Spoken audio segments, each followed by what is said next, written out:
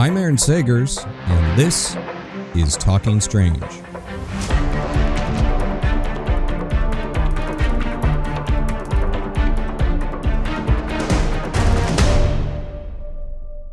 Hello, spooky nerds, and welcome to Talking Strange, a paranormal pop culture show with the Den of Geek network, available on Apple Podcasts, Spotify, and YouTube. I'm your host, journalist, author, researcher of weird things, Aaron Sagers, also appearing as host of the Netflix series 28 Days Haunted, and you can catch me on the Travel Channel and Discovery Plus show Paranormal Caught On Camera.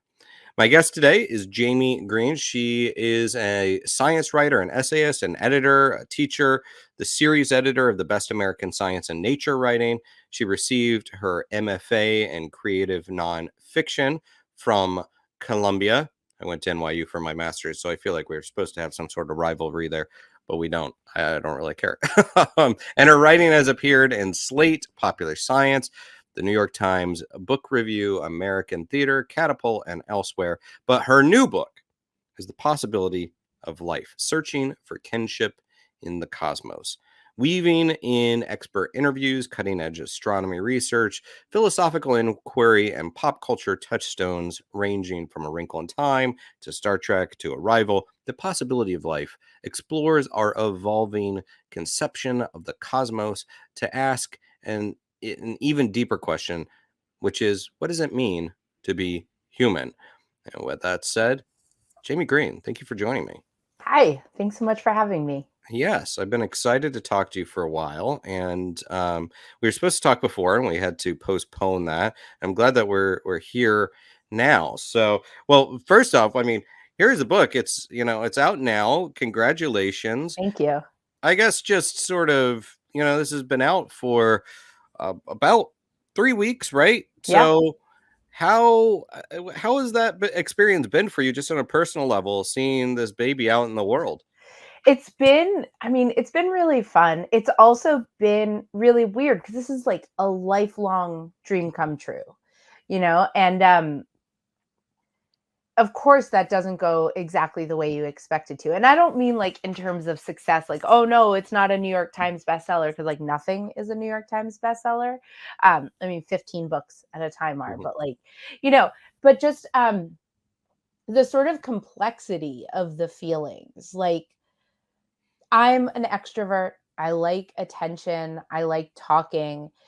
But the fact that that's been hard in some ways, and that like it hasn't all felt awesome. And what I've realized is that, because like I usually am very happy to receive attention, but I've realized that I don't want the attention. Like, I want the book to have the attention, and figuring that out, and like figuring out why this has been feeling mixed instead of just amazing has been an interesting and kind of tricky process. Yeah. It is an interesting psychology, because my career background is as a journalist, and I still very much associate with that, even though I've now been on the other side of being interviewed. And I prefer talking to people, interviewing people about their thing, about what they are doing. And it feels weird when it is on me. So like, now that I saw you've on your schedule, you've done a couple kind of appearances and book openings, book signings, and whatnot. It's quite peculiar when you're on the receiving end of all those questions. Well, I thought. Well, yeah, and like I was an actor in college. I was a theater major. So like there are some writers who are like, no, I am behind the words and the words do the thing. And I'm not always like that. Like, I love reading my work in front of an audience. I recorded the audiobook myself and really loved that experience. But it was like all of the congratulations on the day that the book came out actually made me feel a lot weirder than I thought they would, because they were like congratulating me for doing something that I had actually mostly finished doing about a year ago. And it's like this sort of arbitrary day of celebration. And I'm like, this is lovely. I'm happy to be celebrated, but I want to hear responses to the book rather than like to the fact that I wrote it, if that makes sense. Well, it does make sense. And what are some of the favorite responses you've received thus far, now that it is out in the world? One thing was, one online reviewer said that this was going to be their new comfort read, and that they never thought that a nonfiction book could be a comfort read. Like a comfort read is, like your favorite cozy romance novel or something.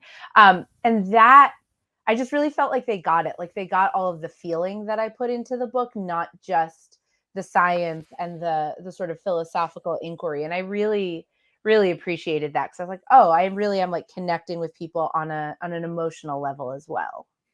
Well, when you talk about a book that is a combination of culture and philosophy and science, rather big topics. Yes. And I'm the gonna let my dog go investigate this noise he's barking at. Go, quite all go, right.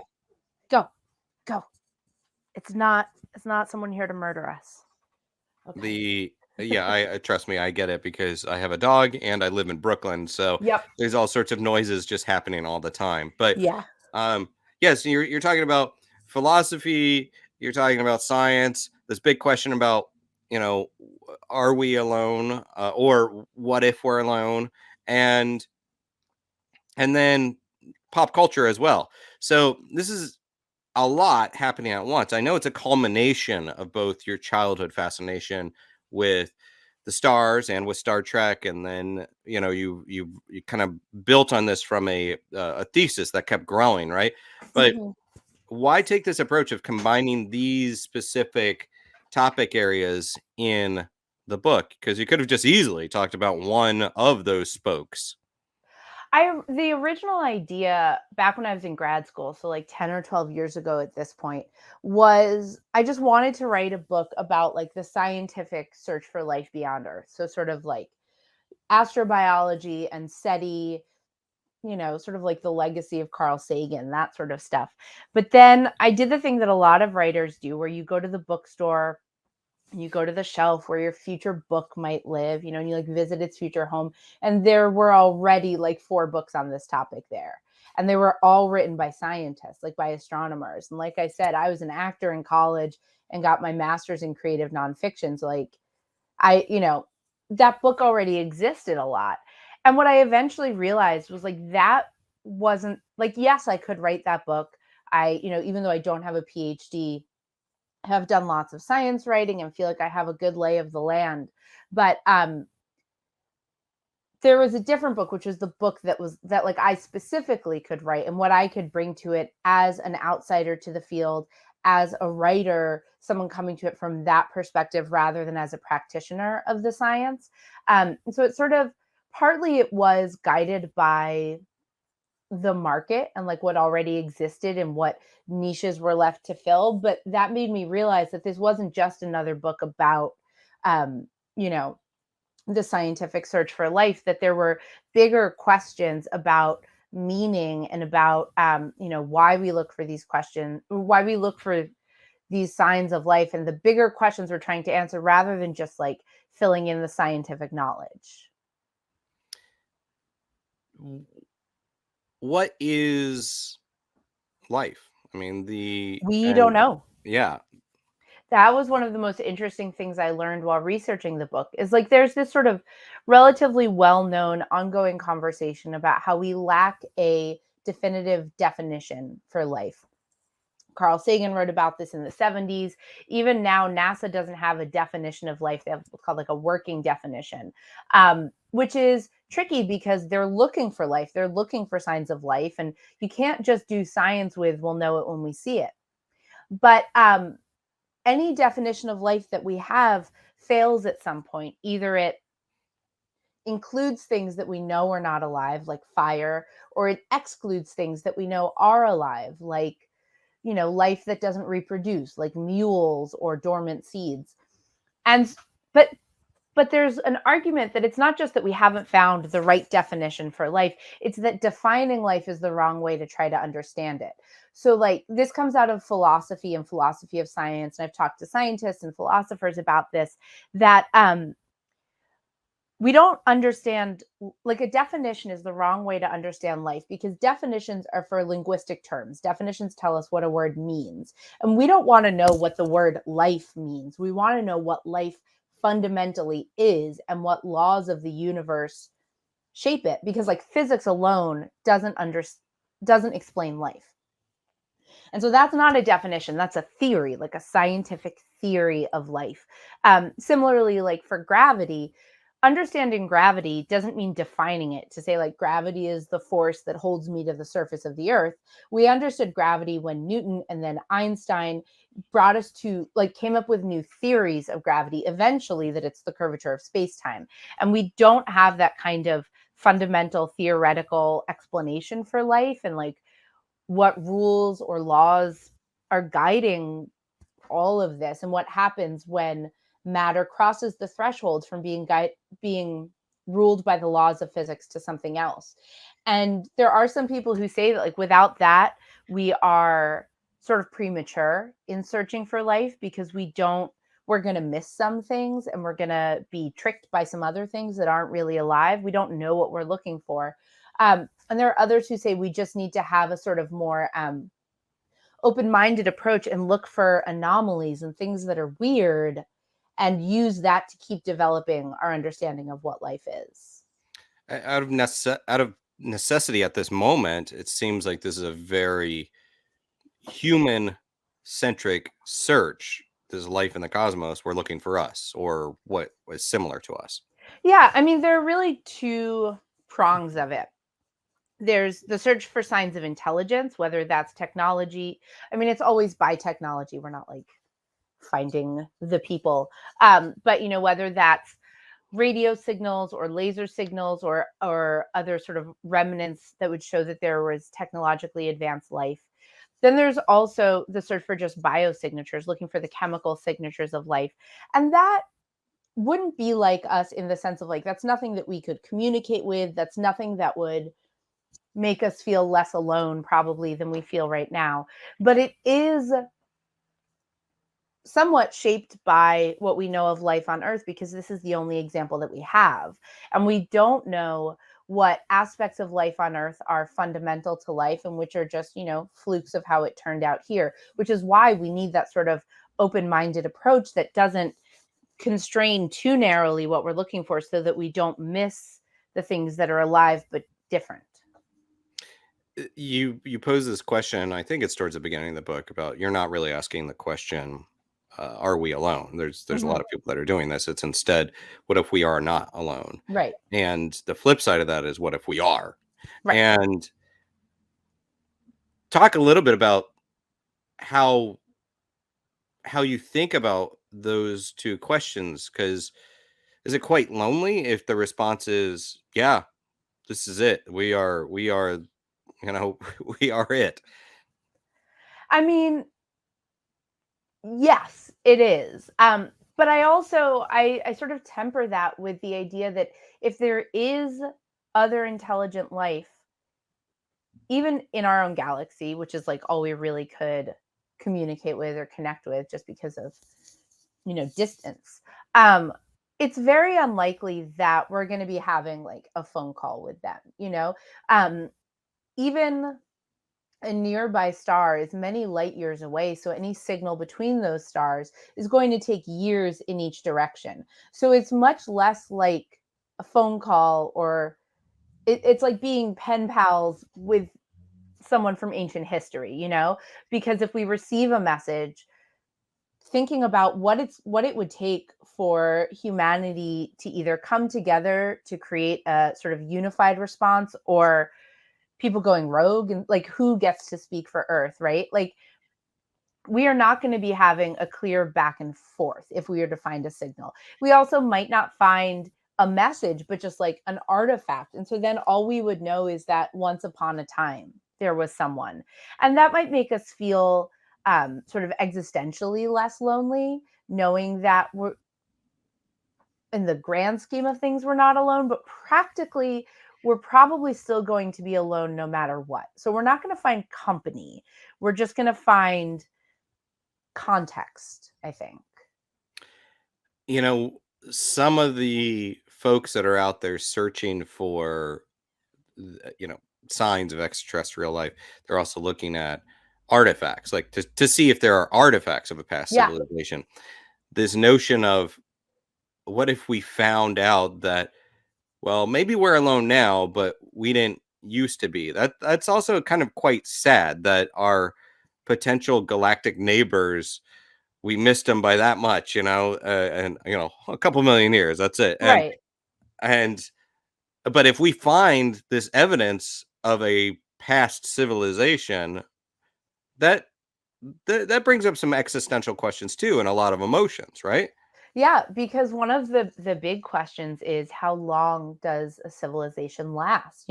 We are in what Carl Sagan called our technological adolescence. The idea that we very recently attained the power to destroy ourselves, but we don't yet have the maturity to handle that well. It's like the teenager who has the keys to the family car, but you don't quite trust them yet.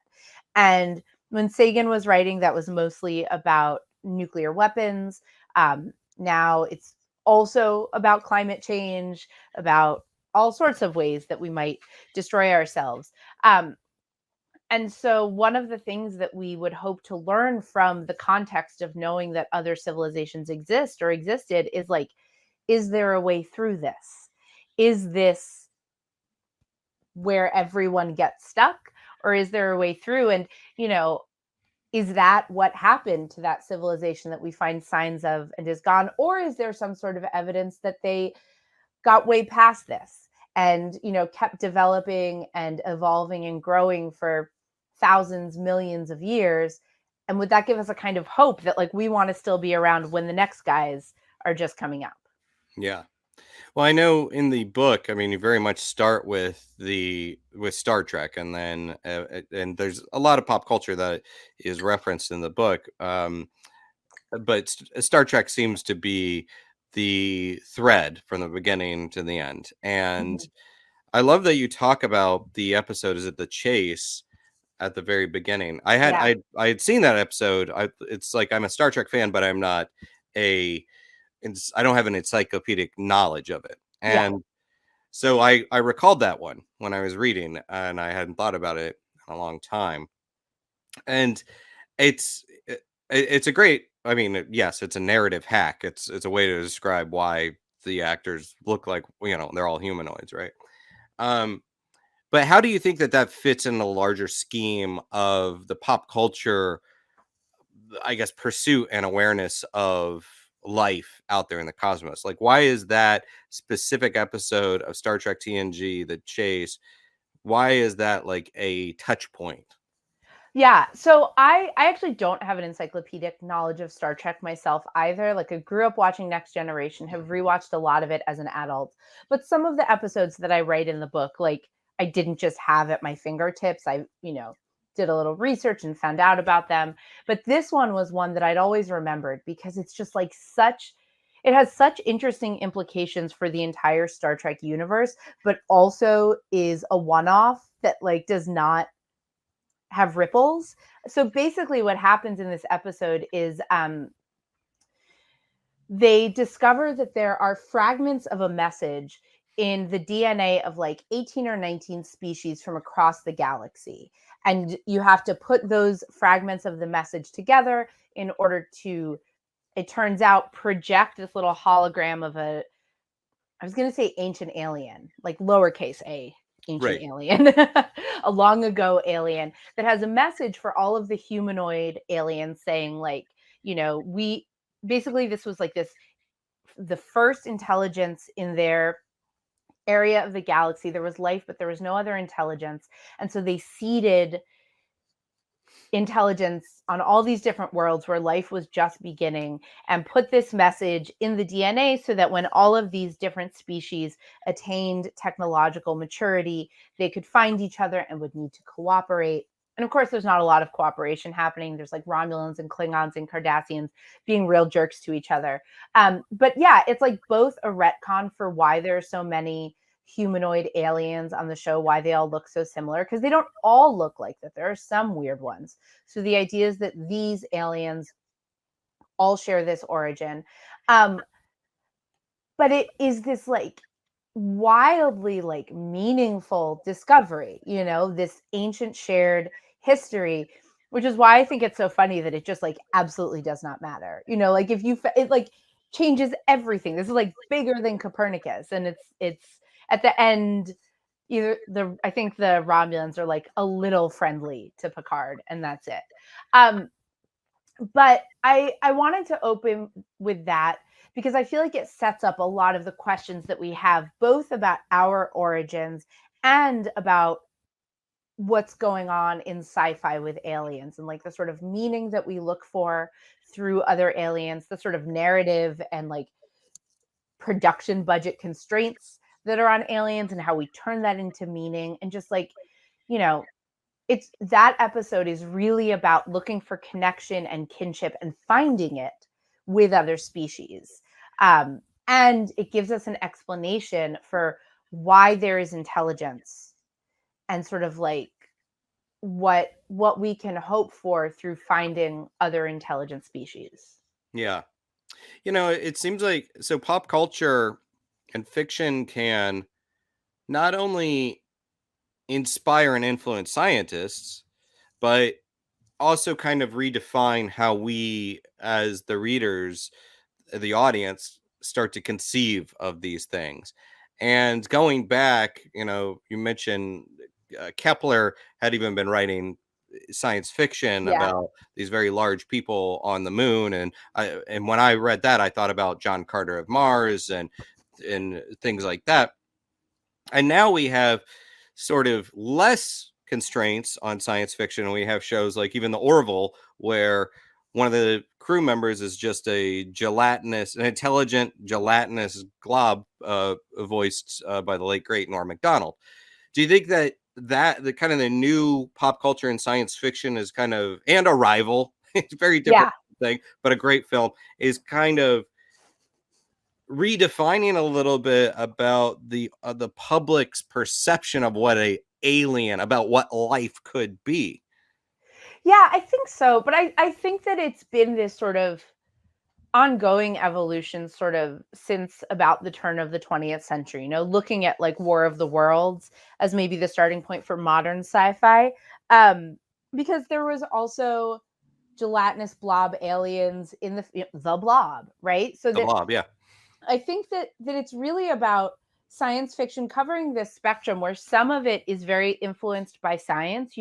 War of the Worlds is coming, the idea of superior Martians is coming out of Darwin, and is coming out of, sort of late 1800s thoughts about how planets form, which that theory had that the outer planets coalesce before the inner planets. So you add that to Darwin, and you get more time for evolution on Mars than on Earth. And that's why you have superior Martians. That's why they're always coming from Mars and not from Venus. It doesn't have to do with knowing that Mars is more hospitable than Venus. We didn't know that then.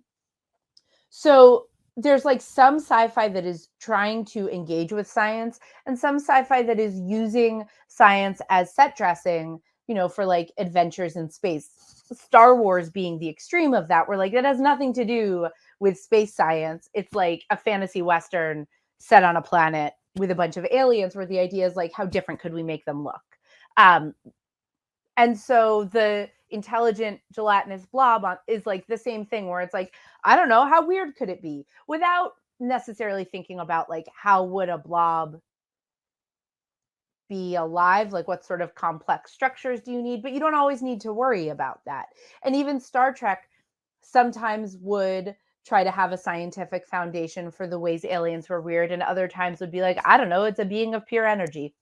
Done. And so it's really just like science fiction offers a lot of different paths towards imagination and creativity, and it's sort of like lots of different prompts. As a writer, like, do you want to say like, okay, what can I do with scientific constraints, or do you want to say like, what can I do with science as the background and as the skin and the setting? And they're just different ways of playing within the genre.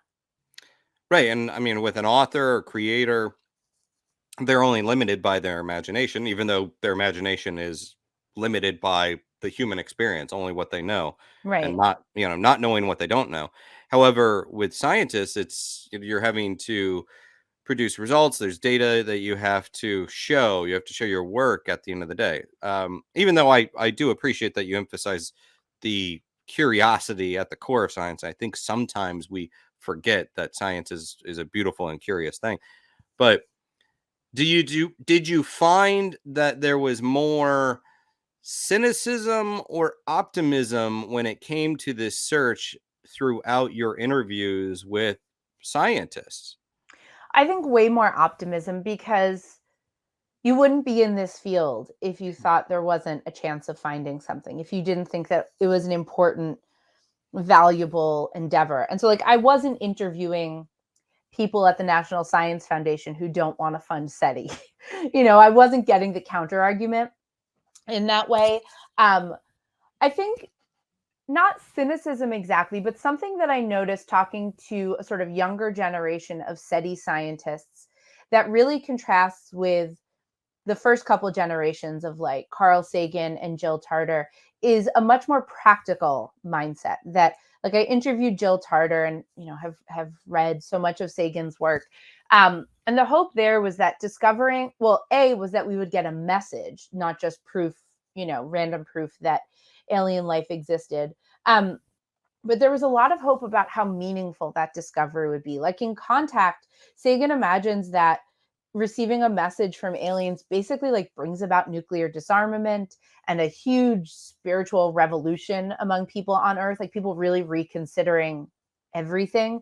Jill Tarter, talks about how and she's the SETI scientist who Ellie, the main character in Contact, is sometimes said to be based on. I mean, she was like the only woman working in SETI at the time, so probably at least the most prominent one. So she says that, finding proof of life elsewhere could remind humans, that could make humanity feel more unified. Like, oh, we're not so different after all, right? Whereas the younger generation of researchers working today, they're more just trying to answer a big scientific question. And the ones I talk to don't talk as much about these sort of existential spiritual implications. They sometimes didn't think that finding a signal, not a message, but just like something out there, would even necessarily have much impact on human society. And that does feel not cynical, but like a little less idealistic. But then if you look at the history, it's actually kind of new, the idea that we're alone. Um, you know, like you were talking about Kepler, in the centuries after Copernicus and Galileo, everyone just sort of assumed that once we knew there were other planets, that they would have life on them, because if they were made of the same stuff that Earth is made of, why wouldn't they have the like intrinsic force of life that was thought to be part of matter? And then in the early 1900s, people thought they saw canals on Mars, which was a mistranslation of the Italian for channels. But for a while, people were saying, oh, I see that. People thought that there was a civilization on Mars 100 years ago. And even up until the 70s and the Viking landers, people thought that there would be life on Mars. There were some scientists who like plausibly thought in 1970, whatever, that when the Viking mission landed, there would be grass on Mars. Like, we just didn't know. And so it's only in the last half a century or so that we've been finding more and more, not proof, but like scientific reasoning that shows us that we are more likely to be alone in the solar system, especially in terms of intelligent life. But like, humanity has had centuries on our way to modernity where we took for granted that there was life on other worlds. So we've seen what that does, and the answer is not much. So I don't really know what would happen or what would change. We kind of touched on earlier, and you talked about it in the book, that the search is based on what we know. Looking, there's so much out there, and I think this kind of plays into that Drake equation as well, that there's so much out there that we have to kind of we have to start the search somewhere, and Exactly. looking for other places that look like our neighborhood and could support something that possibly could look like us or is built of the same stuff as us. That's a good way to start. Yeah. uh, so there's that element to it.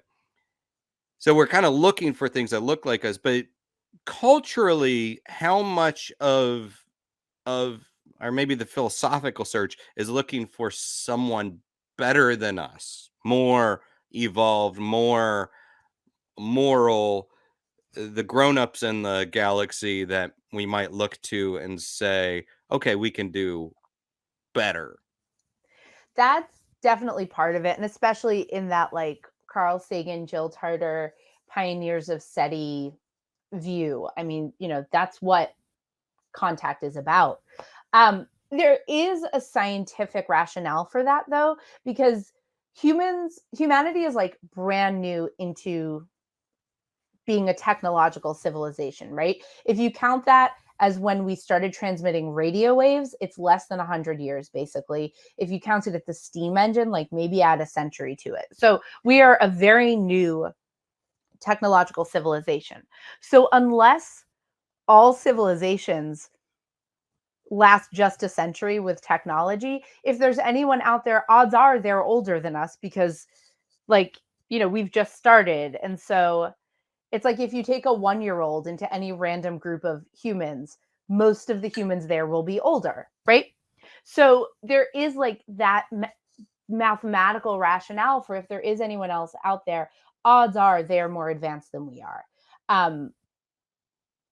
So it's not just idealistic, but there is definitely this wish to be saved, to be given technology or inspiration that will help us move through what we see as like a pretty rough moment for humanity, where we're doing bad stuff to the planet, where the planet's going to be fine, but we're not. And there's so much war and poverty and inequality. Like, wouldn't it be great if someone just handed us a roadmap to advancement or to enlightenment, whether that's a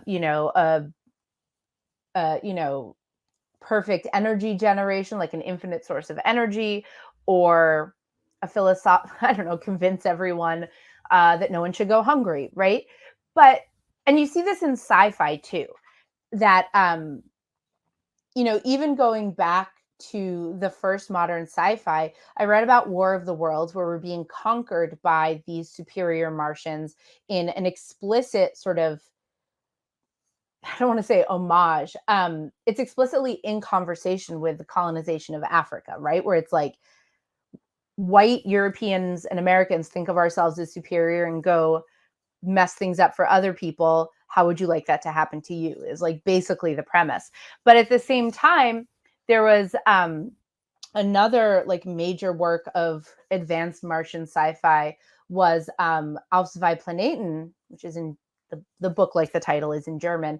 But basically the advanced Martians are like culturally advanced. They're sort of a little more Vulcan, they've transcended hot-headed emotion and are philosophically advanced, and are trying to bring humans up to that level. And as for whether that's like voluntary, that's a question. So that's as old as modern sci-fi, the idea that someone might come save us from ourselves, help pull us up the ladder, or even just by their existence inspire us to better ourselves. But when we say like, oh, if we find out that there's life elsewhere, that might inspire humanity to come together and get our act together. It's like, we know that we're doing bad. We know that there are things we need to do. And we do have technological and like political roadmaps for that. We just haven't implemented them. So I feel like that's just sort of passing the buck, and I do think we need to take responsibility, but because also I don't think we're about to have super advanced aliens come down and be like, you've been naughty. Would you like to better yourselves? So these are nice stories, and imagining advanced aliens is a way of like imagining possible futures for Earth. And so if we say like that's what a lot of Star Trek is. We forget often, because most of the scenes take place in space, that Earth is post-poverty, post-war, socialist utopia, right? Like, I'm pretty sure they've gotten rid of money. Not totally, but like things are chill on Earth. And that was part of Gene Roddenberry's message, that like this could be the future, and the future could be about exploration and discovery and connection in space if we deal with our stuff at home first. Mm-hmm. And so, lots of those, whether it's aliens or the future of Earth, these are also ways of testing out possibilities and seeing what seems inspiring or what seems frightening. Yeah, I want to be in the camp of Star Trek and believe that we will get there. But even they operate with the prime directive that if they were to see us, they would not be able to interact, Nope. because we just we don't have our act together. We're not ready for it. But Right. We there's have to like find our own path. yeah. And the flip side, now you mentioned H.G. Wells's War of the Worlds, like that was not just an old piece of sci-fi. I mean, that's very much the Stephen Hawking kind of philosophy towards life out there, that yeah, there might be, but we probably don't want to encounter it, because if it's anything like us, even if it's advanced, it might have that conqueror attitude, and it didn't work out so well for indigenous people in other countries that met colonizers. Yeah. Do you find yourself more of the romantic Sagan, where you want to believe in the brighter future, or the somewhat cautious Hawking? I think, and I don't think this is necessarily idealistic, but I do think that if a civilization is going to make it much past the point where we are on Earth right now, I do think that they have to figure out um, how to not kill themselves. like, even like even in terms of climate, like uh, developing more and more technology and more resource use has an impact on your planet. And whether it's greenhouse gases or something else, you have to figure out how to live sustainably. And I know that that's become like an almost meaningless word, but really, like, you have to figure out how to sustain your civilization and sustain the environment at the same time. And so I am hopeful that longevity in a civilization may go along with that sort of enlightenment, getting your act together. And as for that Hawking comment, which, like, I discovered in my research, was like a real off the cuff aside. He was not like, "Dear Earth, here is a concern." I think like someone asked him, and he was like, "Eh." He was cautioning against sending signals out into space saying, "Hello, we're here. We'd like to meet you."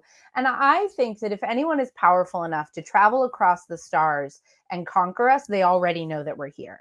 That is a really advanced level of technology. But at the same time, why would they need us? Like, there are so many planets in the galaxy. Are they just that mean? That's a tremendous uh expense technologically, in terms of fuel, like, just to, I don't know. Look, part of the point of my book is that we can't imagine our way into every alien psyche, because they will very likely be incomprehensible to us. But what I was about to fall into, and what Hawking is doing, is really just projecting different human mindsets onto aliens.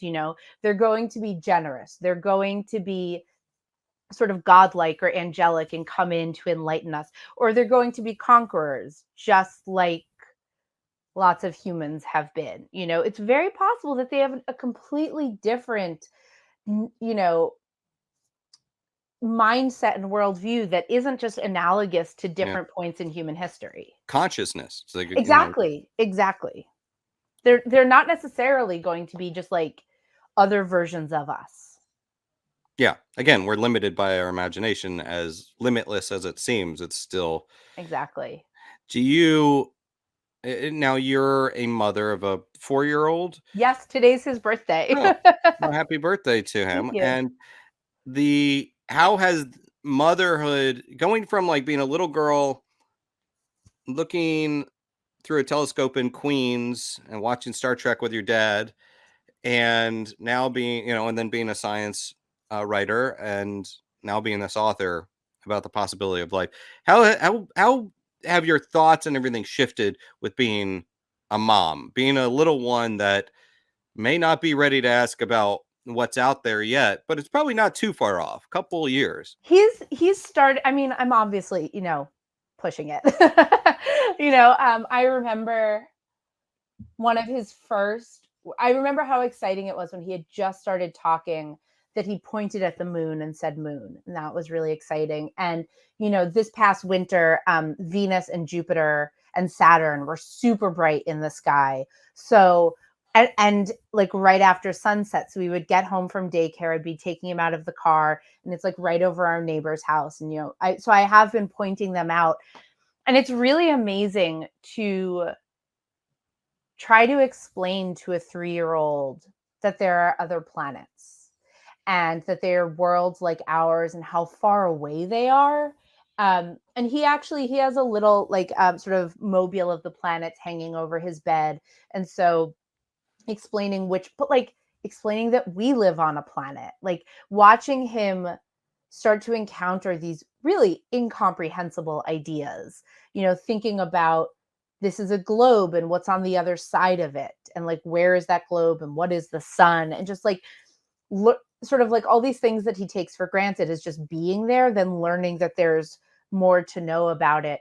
And a few months ago, I have on my desk I had a little, I don't know if it's a Matchbox or a Hot Wheels car, which for him is a very important distinction, of one of the Mars rovers that my husband had given me at some point.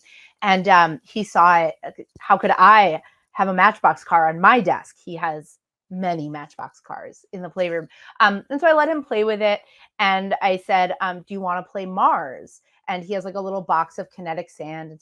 And then I was explaining what the rover is and that it's on Mars. And he got so sad because the rover is alone, because he found out that the rovers don't come back.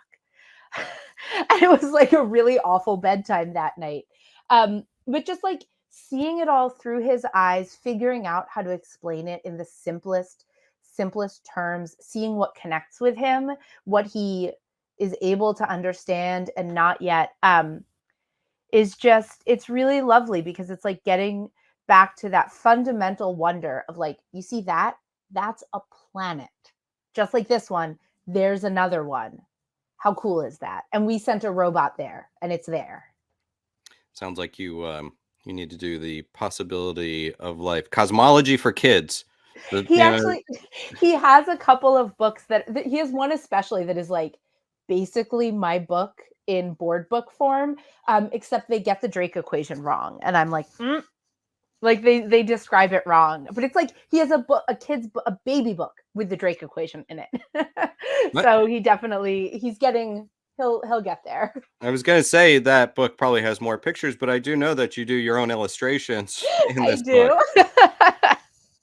So, and I am not a visual artist or an illustrator, is the funny part about it, and is why I'm laughing like this. Because also, yeah, there we so go. the best one. Yeah, so basically, like, it's been amazing to see how many people have mentioned that when they are talking about the book, or really responded to that. And I think it means that I succeeded with those illustrations, because what I wanted it to be was just like feeling like I'm sitting next to you at a bar, we're talking, and then when I'm trying to explain something, I just grab a napkin and draw a little sketch. It started with the first one I did that made me think, oh, should I put that in the book, was the drawing of the sort of light output of a star, and when that line of brightness dips, that's how we can find a planet, when the planet goes between us and the star and dims its light a little. And then I realized that there were other opportunities to just add a little illustration, showing the difference between DNA and RNA, or a carbon atom or silicon atom, or a sentence diagram, which is in the chapter on language. But then what you held up to the camera is when I'm talking about Avatar and evolution. So all of the sort of animals in Avatar have 6 legs, the horse equivalents, the wolf, the dire horse, whatever. But the humanoid characters have 4 limbs, which doesn't really make sense evolutionarily, right? It seems like one of those capitulations to like, we don't want them to look too weird. They still got to be kind of hot. And like makes it harder for the mocap and everything. But so then how do you explain that? Well, James Cameron, in all his thoughtfulness, in just like a split second in the background, there's like the equivalent of a monkey climbing through the trees. And it doesn't have 6 limbs like the other animals, and it doesn't have 4 limbs like the humanoids. It's like top and middle limbs have started to fuse. So it has 6 hands, but like a shoulder and legs with hips, sort of like we would. But that's really hard to explain in words. So I drew it very badly. But yeah, it was one of those things where it just really tickles me because I was like, yeah, maybe I can put in a couple drawings. And I kind of kept waiting for my editor to be like, maybe not that one. And yet We have a little budget. We can just hire someone if you'd like. so they did actually have an in-house designer clean up some of the illustrations because like I can't draw a circle, and with planets and orbits and atoms there are a lot of circles. But so they cleaned up some of that stuff, and I think they made that little avatar monkey, they cleaned up his symmetry. Like I think they just kind of folded it over itself, but like a lot of that is still my non-expert illustrations. Well, I think it actually it kind of humanizes. It's already a very accessible and approachable book, even though it's dealing with very big topics. It's very easy to read and get into, and that is definitely a strength of the book. Now, but as we're wrapping up, I just have a couple other questions because this is not a UFO book. This is not a book about UFOs. But I do want to ask, like, we are seeing this conversation in public, not just in fringe circles, but in public congressional hearings about life out there. Now, it's also about technology that's unidentified, that might be foreign powers and things like that. But this is the stuff of New York Times, headlines, front page.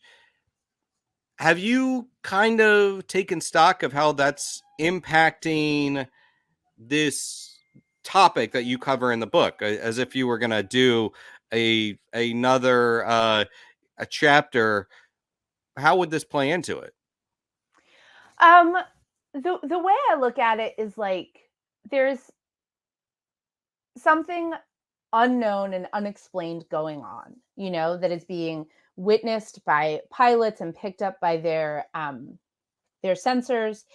And then we have this cultural story about aliens that we fill in the blanks with. Sort of like a Rorschach test, or the way that our eyes work, that like you have a blind spot right in the front of your vision where your nerve connects to your retina or something, but your brain does a very good job of filling it in, or that you don't notice when you blink, And so we're doing a similar thing where we have this big unknown and we're filling it in with what's familiar, not factually, but culturally, that we have, over half a century of this story. And I don't mean story as fiction or as fact, but I mean the story that we tell. So that's what it is to me.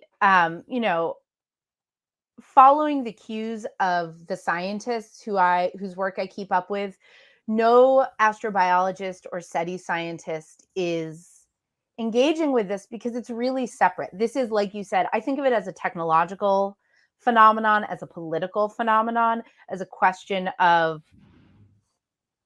knowns and unknowns and probably some secrets being kept. But like, is it either American or foreign technology that we don't know about, or is it aliens? Like, kind of an Occam's razor, because we haven't seen any evidence that it's aliens. We just don't have an answer for what it is. And so that's a way of filling in the picture. Culturally, it is especially fascinating to me because because it is being represented in a somewhat in serious fashion, or increasingly so, in media outlets, and it's become this topic of conversation. So there is the actual the filings and the findings and the hearings and everything, and then there's the conversation that's happening. But it is not necessarily astrobiology, but you have like Avi Loeb at Harvard looking for these kinds of things through his study. Is there who are some of the scientists that are asking these questions that you would like to shout out, as far as like there's some people that you think are doing good work. In terms of like SETI and astrobiology, you mean? Sure. Okay, because like I said, none of the astrobiologists and SETI people who I think are the leaders in the field and the most the people whose point of view I really trust are bringing aliens into the conversation in terms of either the hearings and the sightings or things that have gone through the solar system. Because I think that coming to aliens as a first answer is really dangerous in terms of doing bad science and in terms of misleading the public. Because the public, because we are raised on sci-fi and we're raised on UFO stories, and because we want there to be other life so strongly, we are quick to fill that in. And I think it's like, in terms of scientific validity and also just kind of like ethically, very important for scientists to communicate very clearly with the press and with the public, and just sort of make clear like what is imaginatively interesting and what has any basis in science. So some of the folks, and these are the people who I talk to in the book. Jason Wright is a fantastic SETI researcher out of Penn State who's done a lot of really interesting work in terms of looking for evidence of alien technology in a really open-minded and innovative way. I really love the work of David Kipping, who's an astronomer at Columbia, who is looking for exomoons, so moons around exoplanets. Caleb Scharf is another astrobiologist who, in a lot of ways, was my mentor. Like, he let me into his undergrad astrobiology class when I was getting my MFA, even though I couldn't do enough calculus to do the problem sets. And so he's been a really important resource for me individually, but I think he has a great perspective on. He's not afraid to write, articles for Scientific American or Slate that are imaginative and whimsical, but still really rooted in the rigor of science. So yeah, those are just a couple people off the top of my head who not only are doing great work, but like talk about it on Twitter. So there's this opportunity for a layperson to follow things through their eyes. David Kipping also has a really great YouTube channel. So that's another opportunity. And finally, end of the book. Where are you at now today? Is it might be life, might not be life, or just for you personally, doesn't really matter? Yeah, I mean, that's something I write about in the book, that early on in my research, I talked to an astrobiologist from he's from Arecibo, named Abel Mendez, who started as an astrophysicist and then got into astrobiology. And I asked him, like I asked every scientist in the book, like, what do you think? What you don't have to put it in a journal article, but what do you think is out there? And he's like, I don't know, I don't really care. I was like, what? And he said that the more he learned, the less he actually cared about what's out there, because he came to appreciate life on Earth so much more. And then I was really surprised that I kind of went on the same journey, that I do think that at least simple life like bacteria is probably really common, just because that kind of life started on Earth so quickly. So like it took very few rolls of the dice to get the right combination there. Beyond that, I don't know. But like you were saying, I don't care as much, because in writing the book and learning so much about how life on Earth works, I've come to feel a lot more connected to all the life here. And like going back to what we were saying about being really lonely if there's not life on other worlds, I don't feel as lonely anymore. Right. And we have a lot of life that we need to be tending to right here on this planet too. Exactly. Yeah. So, well, my guest is Jaime Green. Thank you, Jaime, for joining me. And Thank you. of course, the book is The Possibility of Life. It is out now. Science, Imagination, and Our Quest for Kinship in the Cosmos, which has a slightly different title in the UK, doesn't it? Yes. It's just Searching for Kinship in the Cosmos, right? Yep. Different subtitle, different cover. same book on the inside. Okay, yes. And as far as the book itself, it is really accessible. Don't approach this as if you have to read this giant size science book that's intimidating. Instead, this is very approachable and filled with a lot of pop culture as well. So, Jaime, thank you so much, and just best of luck with this. And I hope that we get a chance to talk to one another again, and maybe even if you pop down to New York City. Thank you And so much. this has been Talking Strange. I'm Aaron Sagers. If you had stories you'd like to share of the strange, the unusual, about the quest for life out there, hit us up. Email us at talkingstrange@denofgeek.com. Until next time, be kind, stay spooky, and keep it weird.